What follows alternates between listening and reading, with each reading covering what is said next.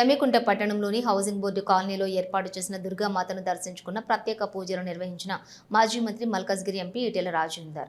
Jammikunta municipal పరిధిలోని housing board కాలనీలో 9 సంవత్సరాలుగా ప్రతిష్ఠింపజేసిన దుర్గామాత సన్నిధిలోని ఎంపీ ఈటెల రాజేందర్ ప్రత్యేక పూజలు నిర్వహించారు.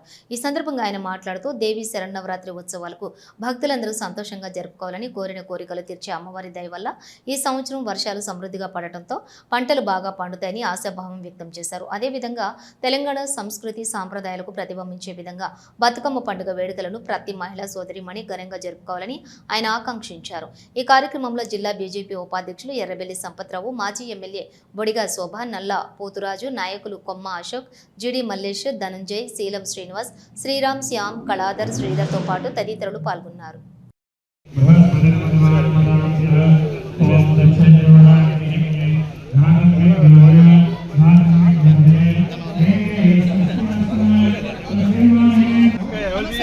నాగేస్తారని వాళ్ళకి ఎత్తాను ప్రోగ్రామ్ ఎక్కడ అమ్మలు గడ్డలు కట్టారు.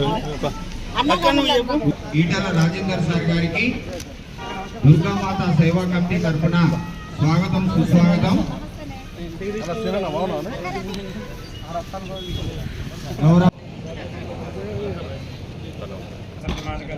పూర్వక నమస్కారం సమర్పయామి. ఆవాహన పూర్వక నమస్కారం సమర్పయామి.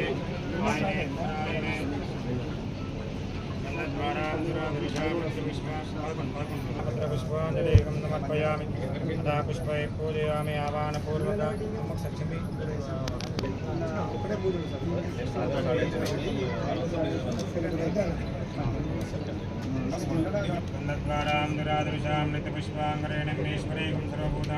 అన్ని పండుగలు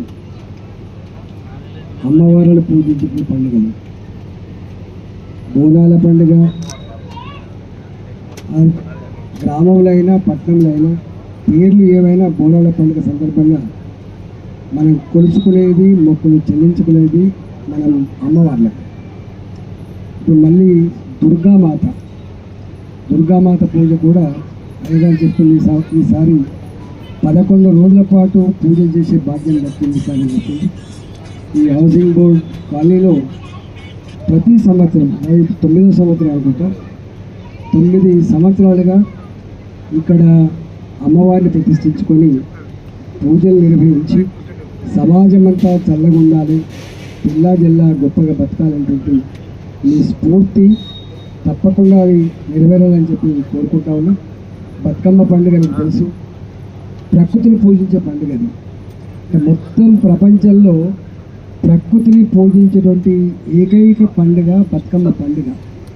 చిన్న బతుకమ్మ నుంచి మొదలు పెడితే పెద్ద బతుకమ్మ వరకు మనం 101 పూలు అని చెప్పి అయితే పాడుకుంటాం. ఈసారి అయితే మంచి వర్షాలు పడ్డాయి, అన్ని రకాల మొక్కలు జీవించినాయి, అన్ని రకాల పూలు దొరికే ఆస్కారం ఉంది. అన్ని రకాల ప్రకృతి పూలతో పూజించుకునేటువంటి పండుగ కూడా జరుపుకుంటాం. అది కూడా బతుకమ్మ పెళ్లి, అమ్మవారి పెళ్లి జరుపుకుంటాం. కాబట్టి మన దేశం అనాదిగా స్త్రీలను పూజించే దేశం, ఇది స్త్రీలను గౌరవించుకునే దేశం. ఈ సాంప్రదాయాలు ఇట్లా గొప్పగా ఉన్నాయి కాబట్టి ప్రపంచం మొత్తంలో చల్లగా జీవించే దేశం భారతదేశంలో ఉంది. ఇవాళ నరేంద్ర మోడీ గారు వచ్చిన తర్వాత మన సంస్కృతి, మన సాంప్రదాయాలు, మన విశ్వాసాలు, మన పండుగలు, మన ఆలయాలు అన్నిటినీ కూడా గొప్పగా కాపాడుకునే ప్రయత్నంలో భాగంగానే ఇలా అయోధ్యలో రామ మందిర నిర్మాణం కావచ్చు, మనకు సంస్కృతిని కాపాడే పండుగలు కావచ్చు, ఇవన్నీ చేసుకుంటా ఉన్నాం.